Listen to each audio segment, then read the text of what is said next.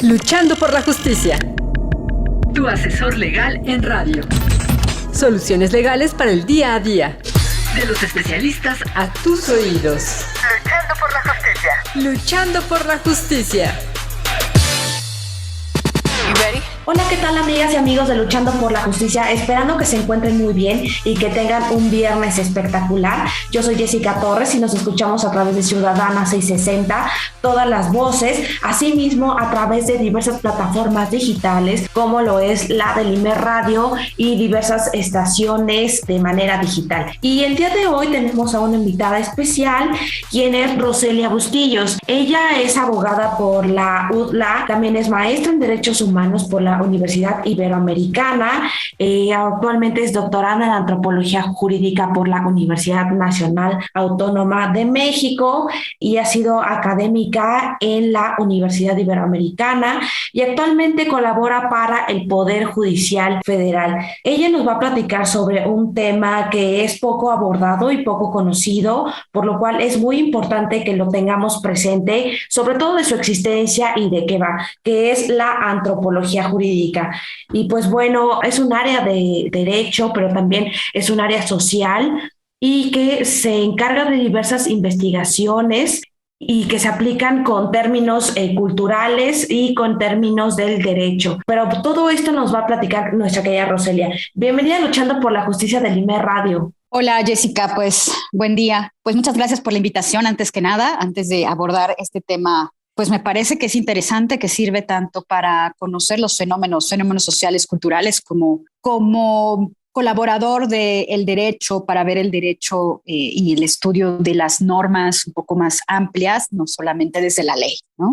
Justamente es lo que te quería preguntar, ¿qué es la antropología jurídica? Porque, bueno, el nombre nos invita a reflexionar sobre diversas áreas del derecho, no sé, derecho comparado, sobre diversas áreas como lo son los grupos históricamente discriminados como personas indígenas, pero también se hablan de términos como etnias. Pero mejor tú platícanos qué es, para dónde vamos, para qué áreas del derecho se utiliza en la sociedad en general. Sí, mira, te cuento. Me parece que es importante también abordar el tema primeramente entendiendo qué es la antropología, ¿no? La antropología es una disciplina de las ciencias sociales que estudia a la humanidad, a sus sociedades del presente y del pasado, a las diversas culturas y formas de organización, la interacción social que se ha creado, ¿no? A través de, pues, podríamos decir, del estudio de la humanidad. La antropología ha tenido si bien es una ciencia social que no es, podríamos decir que no es tan vieja, ¿no? Es relativamente nueva, ¿no? Ha tenido un importante desarrollo a lo largo de los siglos XIX, sobre todo en el siglo XX, principios del siglo XX, y ahora en el siglo XXI se está dando a través de otras formas de entenderla, ¿no? Si bien sabemos también que hay diversas disciplinas o diversos tipos de estudios desde la antropología, ¿no? Podríamos decir también, pues nació para estudiar las culturas diferentes a la propia, es decir, a estudiar a los otros, a los distintos, y que ya no solamente estudia actualmente a los grupos y culturas ajenas, pues cada día se avanza su estudio de la cultura y a la sociedad a la que pertenece el antropólogo, es decir, a la que pertenecemos las personas que nos dedicamos también a estudiar a los otros, ¿no? Fenómenos sociales, por ejemplo, es decir, tiene diversos tipos de estudios la antropología, y entre uno de esos tipos de estudios de la antropología, pues está la antropología, por ejemplo, la antropología cultural, la antropología biológica, la antropología sociocultural o la etnología, que es la que explora cómo la gente de diferentes lugares vive y entiende el mundo, ¿no? Eso es importantísimo conocer qué es la antropología, ¿no? Realmente la antropología es una ciencia social que se basa en preguntas, ¿no? El por qué y el para qué el mundo se mueve de una forma o se piensa de una forma. Cómo se generan, por ejemplo, las normas que establecen las formas de interacción en una diversidad de contextos. Y a partir de ahí, de la antropología cultural, es que surge podríamos decir, a veces la llamamos una subdisciplina de la antropología cultural, que es la antropología jurídica, podríamos pensar que la antropología jurídica lo que nos va a convocar o lo que nos va a llevar es a encargarse del análisis sociocultural de los fenómenos jurídicos. Es decir, de la noción del derecho como un elemento cultural que se inserta en diferentes contextos sociales, políticos, económicos e históricos específicos. Sí, adelante. Ahorita hablabas justamente de la diversidad de análisis que pueden abordar, ¿no? Pero ¿qué podemos entender por los otros, además de los grupos históricamente discriminados como son las personas indígenas? Mira, aquí es importante también ver que la antropología va a estudiar desde el concepto que se llama la otredad, ¿no? A ese otro, porque nosotros al final, los antropólogos lo que hacen es estudiar a otras culturas, ¿no? Por ejemplo, desde nuestra posición, por ejemplo, si quien estudia no se considera una persona indígena, va a estudiar a un grupo indígena, va a estudiar al otro grupo, ¿no? Al ser alterno, al que hace vida, al que hace sociedad y comunidad a partir de otros signos y significados de los cuales va a estructurar su vida. Y eso es lo que le va a inquietar a aquel que va a estudiar esa sociedad, esa comunidad, otra fuera de la que el que va a estudiar, del antropólogo que no pertenece a esa comunidad muchas veces. Entonces, generalmente el otro es el que está inmerso en otra sociedad, el que formula y piensa y tiene otra cosmovisión del mundo que lo estructura de manera distinta. Y ahí es donde va a generar la inquietud, ¿no? Por ejemplo, en el caso de comunidades indígenas u otro tipo de sociedades equiparables, por ejemplo, sociedades étnicas que tienen que ver no solamente con pueblos originarios, es decir, los que vivían anteriormente, como dice la Constitución, ¿no? o el Convenio 169 de la Organización Internacional del Trabajo, ¿no? ¿Quiénes son las personas indígenas? Que son aquellos que convivían o que ya existían en los países actuales previo a los fenómenos de conquista o de colonización, ¿no? Y que siguen existiendo, claro, con sus modificaciones culturales, por supuesto que tienen sus dinamismos, ¿no? Y a esos pueblos indígenas también son a los que se estudia a partir de la antropología jurídica, a esos otros. Pero no solamente, ¿no? Podríamos pensar que la antropología jurídica va a estudiar los sistemas de normas que se estructuran dentro de una comunidad indígena y cómo estos sistemas de normas funcionan, ¿no? Para que las crean, cuáles son sus finalidades, sus objetivos, si están funcionando o no, etcétera. Y eso se hace también para sacar el contraste, es decir, para compararlo frente a otros sistemas normativos o para entender el funcionamiento de esas comunidades indígenas. Pero también, como lo dijiste en algún principio, ¿para qué nos sirve también la antropología jurídica fuera de ese otro que puede ser una comunidad indígena? Pues otros estados-nación, ¿no? En el derecho comparado. Generalmente en las facultades de Derecho, en los semestres más o menos segundo semestre, tercer semestre, tienen una materia que se llama Sistemas Jurídicos Contemporáneos. Y esta materia, pues lo que hace, más allá de que pues, los profesores les demos pues, cómo se funciona el derecho en diferentes ámbitos del mundo, por ejemplo, el derecho anglosajón, el derecho soviético en su momento, ¿no? El derecho asiático, por ejemplo, el derecho japonés, el derecho hindú, el derecho islámico, ¿no? O el judio-cristiano, o que viene de ahí el tradicional o occidental que nosotros conocemos, ¿no? A partir del francés, por ejemplo. Eso que se hace dentro de esas clases al momento de comparar, estamos aplicando indirectamente una antropología jurídica. ¿Por qué? Porque si nos vamos al fondo de la creación de cada uno de estos sistemas jurídicos, estamos estudiando el por qué y para qué se crearon esas normas en contextos históricos, por ejemplo, ¿no? En contextos de modificación de constituciones, en contextos de la propia conformación de los estados-naciones modernas, en la propia conformación, por ejemplo, de las declaraciones de derechos humanos, ¿no? Todos estos diferentes sistemas jurídicos también lo que nos hace observar es que estamos haciendo una antropología jurídica, es decir, estamos estudiando los fenómenos socioculturales que dieron pie a la conformación de nuevas normas o reglas que se aplican en los diferentes sistemas de derecho en todo el mundo, ¿no? Oye, Rose, pero me parece de lo más interesante porque vaya, existe diversidad de personas, de culturas, de cosmovisión, de creencias, de formaciones, no solamente por cuanto a los valores, también por cuanto a la educación en sí mismo y las ideologías que se transmiten de generación desde un contexto histórico y lo que repercute en la actualidad y que se ve reflejado en nuestro día a día, seas una persona indígena, seas una persona ordinaria, por así decirlo, o pertenezcas a algún otro grupo como de la diversidad sexual, etcétera, y cómo es que todo este contexto histórico o social se ve reflejado en la actualidad.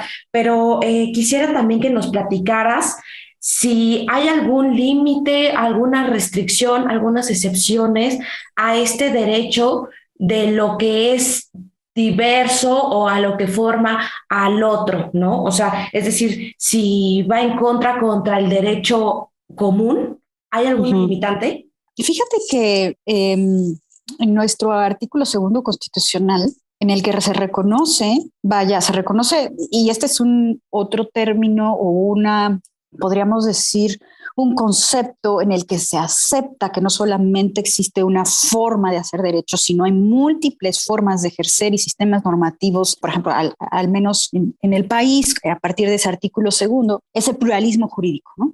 Y el pluralismo jurídico lo que hace es reconocer esto que te comento, que hay diferentes formas de crear derecho y que todos estos son válidos constitucionalmente, que tienen el mismo valor. No hay un sistema normativo mejor que otro. Además de los de pueblos indígenas y de las comunidades indígenas, también el que conocemos ordinariamente, ¿no?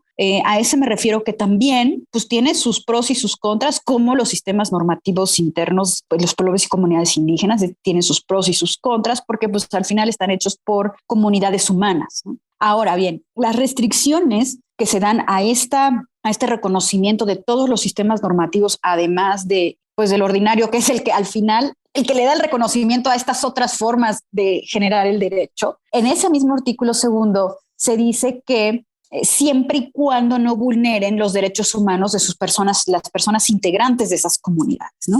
Sin embargo, al leer la Constitución en ese artículo 2, también es importante que cuando se dan casos en donde se presentan impugnaciones, es decir, controversias, porque alguna norma de una comunidad indígena está vulnerando el derecho de una persona de su colectividad o de un integrante de la comunidad, es importante observar caso por caso y cómo se están considerando los derechos humanos dentro de cada comunidad. Porque desde donde nosotros damos una lectura a la protección y al ejercicio con respeto de los derechos humanos, ¿no? Se da desde una lectura desde fuera, ¿no? Desde el lejano, desde donde hemos creado a los derechos humanos una visión, podríamos decir, más occidentalizada, en el sentido de los valores que se crean en el sistema occidentalizado, no por la geografía, ¿no? De los valores, podríamos decir, que vienen dados desde la histórica conformación de visión del mundo judío-cristiana, ¿no? Católica, en ese sentido. Sin embargo, en cada comunidad podemos ver que sus valores, como ya están reconocidos, porque los valores lo que hacen es crear los sistemas normativos, es decir, las normas se crean a partir de valores que se generan a partir de usos y costumbres como una fuente del derecho, ¿no? Que se va generando y que va creando norma. Hay que ver también en caso por caso en qué comunidad, qué valor le están dando a la creación de sus normas y si esta es válida o no, si esta es lógica, razonable, ¿no? Y no ver simplemente, ¿no?, la vulneración de un derecho humano a partir de una visión desde fuera. Okay. Y eso es importante porque, llevando eso en el hilo, podríamos hablar de que cuando se observa esto, se ha implementado la perspectiva intercultural, ¿no? Para poder entender las otras normas indígenas, por ejemplo, o de otras culturas. Vamos a una breve pausa y si te parece bien, en el siguiente bloque platicamos sobre esta perspectiva intercultural que va relacionado con toda esta cosmovisión, con este presente y pasado de la sociedad, de la cultura y la diversa forma de organización e interacción que tenemos como personas, seamos ordinarias o pertenezcamos a un grupo históricamente discriminado. No le cambien y regresamos en breve. Luchando por la justicia. Para fortalecer tu conocimiento sobre la forma ordenada y digna de vivir en la sociedad actual.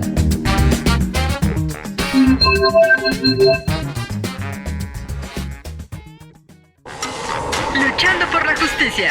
Brinda herramientas educativas para promover la cultura de la legalidad, los derechos humanos y la perspectiva de género. Luchando por la justicia.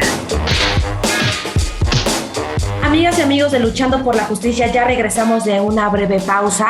Estamos con Roselia Bustillos, como les comentaba en la primera parte de este programa. Ella es abogada por la UDLA, maestra en Derechos Humanos por la Universidad Iberoamericana. Actualmente es doctoranda en Antropología Jurídica por la Universidad Nacional Autónoma de México. Ha sido académica en la Universidad Iberoamericana y actualmente es integrante del Poder Judicial Federal. Y en esta primera parte del programa nos platicaba sobre la antropología jurídica y el pluralismo jurídico. A grandes rasgos nos explicaba cómo es que una perspectiva antropológica nos busca como sociedad y trata de dar un contexto social, cultural, en el cual se reproducen y se generan normas y prácticas jurídicas, atendiendo a los usos y costumbres, a las normas, a los valores que se han ido transmitiendo de generación en generación. Pero, querida Rose, nos quedamos en la parte de la perspectiva intercultural para todo este contexto. Sí, la perspectiva intercultural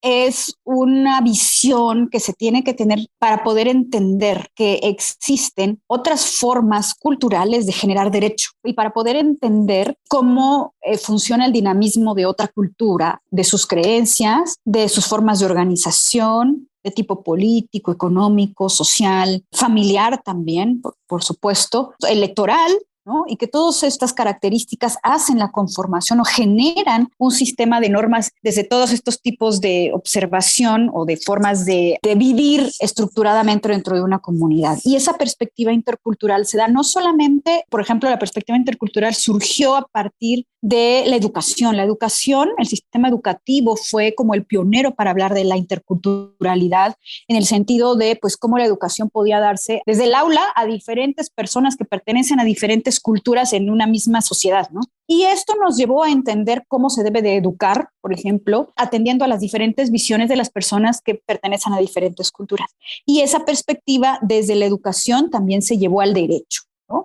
Y cómo en el derecho, a partir de la resolución de casos, ¿no? Las políticas públicas, la modificación de legislaciones, tienen también que observar, no solamente aplicar normas, beneficios, estas políticas públicas desde parte del gobierno y, por supuesto, la resolución de casos en donde se tiene que observar el derecho no solo de una manera, podríamos decir, literal, de una manera tal cual se habla en la legislación y podríamos decir cuadrada, por decir algún término, sino que el derecho tiene que abrirse y observar los contextos de cada situación de grupos en la sociedad para ver, de grupos culturales en la sociedad, para ver de qué manera se les beneficia en el respeto a sus derechos, pero también en su cultura, es decir, aplicar los derechos a partir de cómo están inmersos en su cultura y sus propios valores. Es decir, los valores culturales a partir de una visión, de este tipo de visión, que no llegue a vulnerar sus derechos humanos cuando solamente se ve desde una visión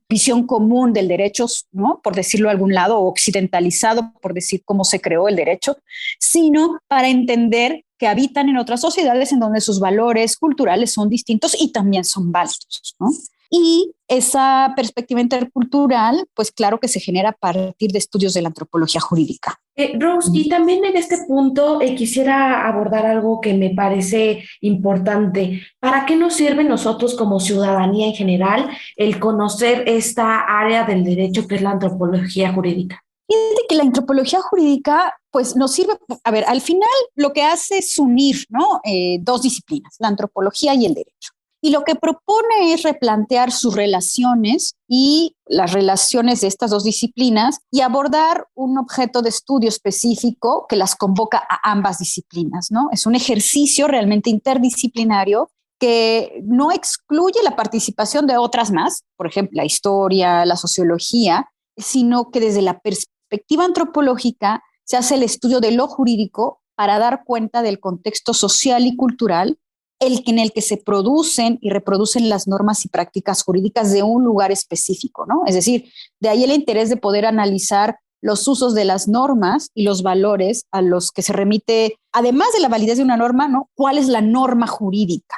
quien hace la antropología jurídica realmente son los antropólogos, los etnógrafos, o sea, cómo se hace el estudio, ¿no? de una antropología, pues a partir de la etnografía. Y la etnografía es podríamos decir, una disciplina de la antropología, cómo se aplica en el campo, ¿no? Que es un método de trabajo, ¿no? Que estudia a las etnias o a los grupos, ¿no? Pero a partir de la observación y la descripción. Es decir, cómo nosotros vamos a saber cómo se conforman o cómo se generan las normas de un grupo específico de la sociedad. Y solamente esto no es pues con la descripción de un libro, ¿no? O de una ley y ya con eso, ¿no? Sino que la antropología y la etnografía nos van a llevar ¿a qué? A ir a una comunidad, a tener una interacción con la comunidad, a observar a la comunidad, a describir cómo actúa la comunidad y a poder saber por qué actúa de esa manera la comunidad. Digo, es complejo, es muy interesante, pero la observación y sobre todo las entrevistas con principales herramientas que nos puedan ayudar a conocer el comportamiento de la sociedad. Y ese comportamiento de la sociedad a partir de la etnografía, si nosotros lo vemos de abajo hacia arriba, es primero conocer el comportamiento de la sociedad a partir de la etnografía, de la observación y sobre todo saber qué es lo que vamos a observar. Vamos a observar cómo ese comportamiento genera normas, ¿no? En el caso de la antropología jurídica. Y después de esto nos va a llevar a crear, ¿no? Lo que hacen los antropólogos es crear descripciones, monografías.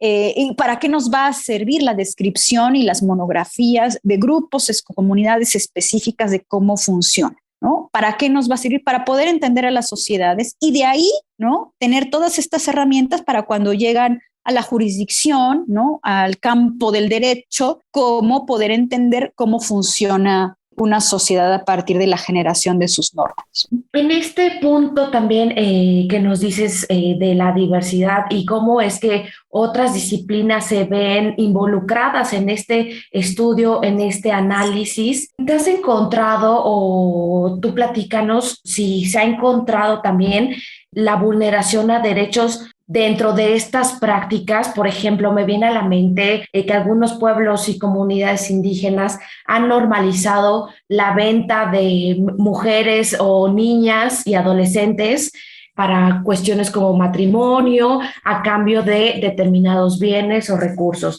Entonces, en este contexto justamente quería preguntarte si la antropología jurídica también puede analizar estos casos y si también dentro de un derecho ordinario esto puede ser frenado.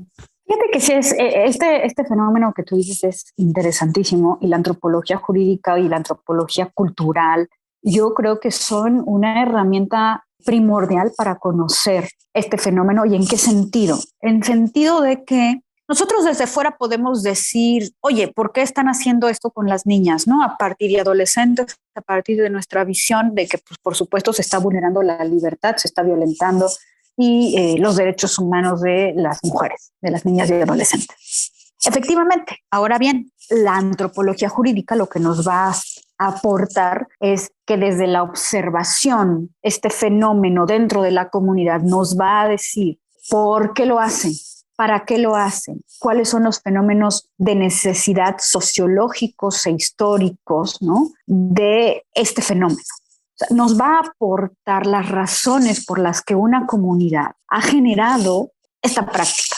Y a partir de ese contexto comunitario del por qué ha generado esta práctica, se podrá desde el derecho y desde el entendimiento de la protección de los derechos humanos de las niñas y de los adolescentes, poder generar, podríamos decir, normas que la restrinjan, normas que digan por qué sí, por qué no, normas que puedan sancionar el fenómeno o normas que puedan decir, a ver, ir a la comunidad y decir, oigan, esto que están haciendo vulnera la libertad de las niñas para poder decidir sobre su cuerpo, para poder decidir sobre quién se quieren casar o quiénes no, ¿no?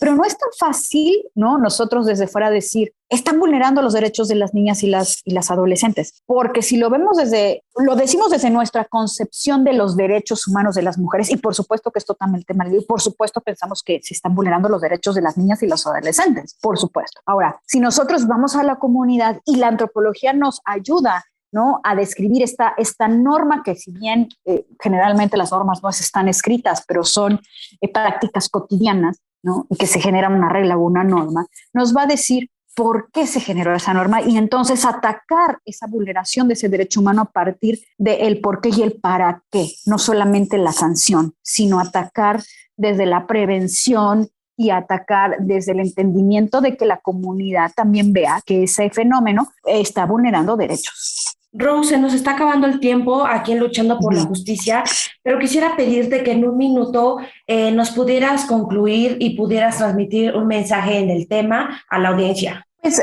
muchas gracias, Jessica. Yo creo que actualmente el derecho no puede funcionar sin otras disciplinas sociales. Y una de esas disciplinas sociales es la antropología jurídica. La antropología jurídica nos sirve sociales, culturales, tanto en el mundo, ¿no? en las pueblos y comunidades indígenas, por ejemplo, de la Ciudad de México, y además sirve también para sacar de conocer las normas.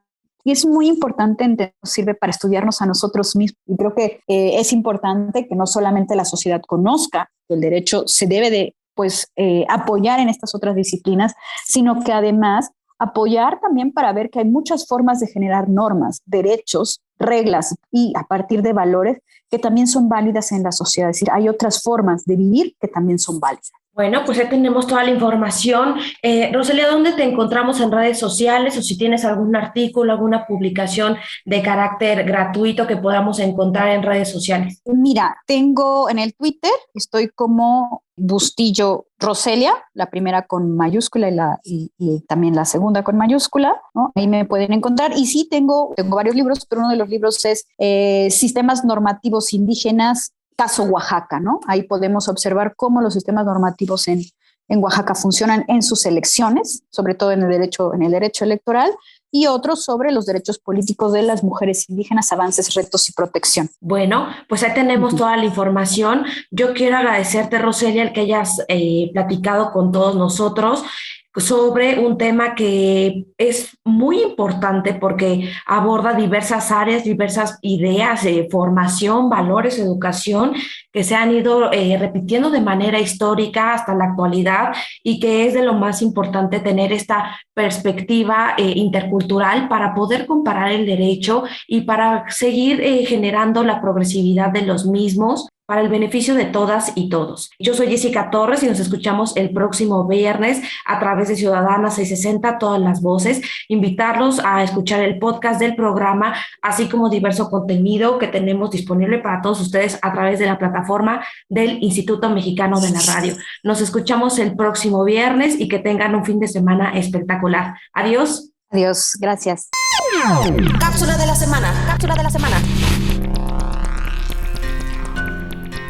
Un 6 de agosto de 1945, Estados Unidos lanzó la bomba atómica Little Boy sobre la ciudad de Hiroshima en Japón. Es la única ocasión en que se ha utilizado un arma nuclear en un conflicto armado. El bombardero Enola Gay dejó caer el artefacto a las 8:15 am, hora de Hiroshima, desde 9.400 metros de altura. Tardó 44 segundos en caer, y aunque se consideró de poca efectividad, dado que solo un 1.7% de su material hizo fisión nuclear, mató a cerca de 129.000 personas. El radio de destrucción total fue de 1.6 kilómetros, apenas una milla, pero los fuegos de la misma abarcaron cerca de 11 kilómetros. 3 días después, otra bomba fue lanzada sobre Nagasaki, con un resultado de alrededor de 226.000 muertos, lo cual debe invitarnos a la reflexión sobre la importancia de la paz mundial, la no discriminación y el erradicar los conflictos bélicos.